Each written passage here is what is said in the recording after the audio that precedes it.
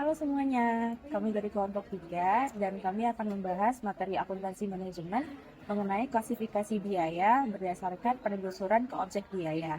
Dan sebelumnya kami perkenalan diri dulu, nama saya Selin. Saya Nasutriyanti Saya Sadam Rizky. dan kami akan lakukan penjelasan mengenai klasifikasi biaya.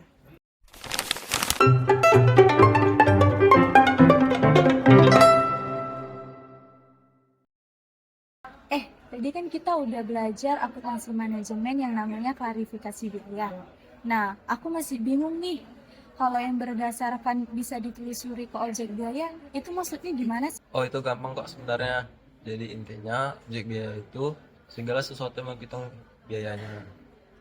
Bisa produk, proyek, jasa, departemen, bahkan pengadaan. Biaya itu dibagi dua, biaya langsung dan tidak langsung. Langsung artinya biaya itu bisa langsung ditunjukkan ke satu produk atau proyek dan jasa.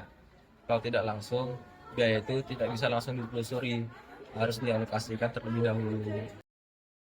Coba deh kasih contohnya yang konkret biar bisa kebayang gitu. Nah, jadi kalau contohnya itu kayak misalnya kalau kita mau buat meja dari kayu atau ada perusahaan yang mau buat meja dari kayu. Jadi biaya yang langsungnya itu kayak kayu sama biaya dari si tukang kayunya.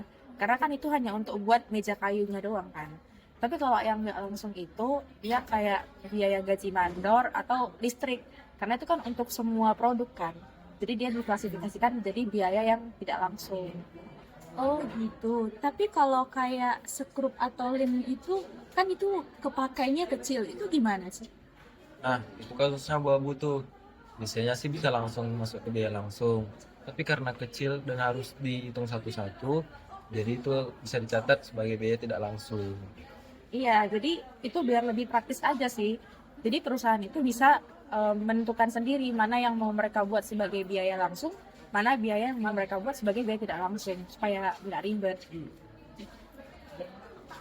Oh, mulai ngerti nih. Tapi emangnya sepenting apa sih membedakan antara yang langsung dan yang tidak langsung? Penting banget, soalnya itu dipakai buat ngitung harga pokok produk. Kalau salah klasifikasi, bisa salah harga jualnya. Ya, dan selain itu juga, kalau misalnya kita tahu klasifikasi biayanya, jadi ngontrol harganya tuh enak. Misalnya kalau harga kayunya naik, ya otomatis yang kelihatan itu biaya langsungnya kan. Tapi kalau misalnya yang naik itu kayak harga listrik atau kayak tadi yang gaji mandor itu kan dia efeknya langsung ke semua produk atau semua hal karena dia biaya yang tidak langsung. Wah, jadi emang kepake banget ya buat bikin keputusan bisnis. Dia dong mau buka produk baru atau mau nutup departemen, semuanya dilihat dari biaya langsung dan tidak langsungnya. Jadi kesimpulannya gini, kalau yang biaya langsung itu dia bisa langsung ditelusuri.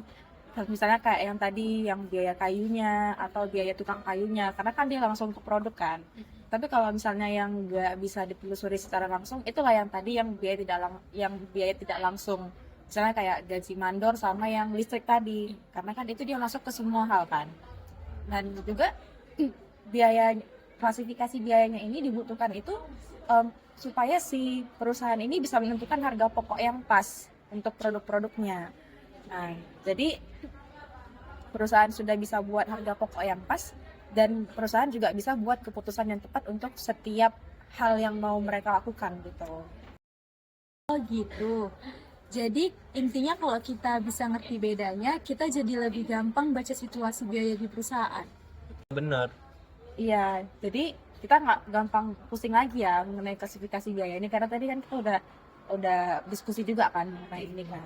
Dan juga kalau misalnya nanti ada masuk pelajaran lagi atau ada ujian, kita jadinya nggak bingung mau bedain biaya yang langsung sama nggak langsung. Oke deh, makasih ya untuk kalian berdua jadi lebih jelas nih sekarang aku jadi ngerti. Sekian penjelasan dari kami kelompok 3. Terima kasih. Terima kasih. Nenek.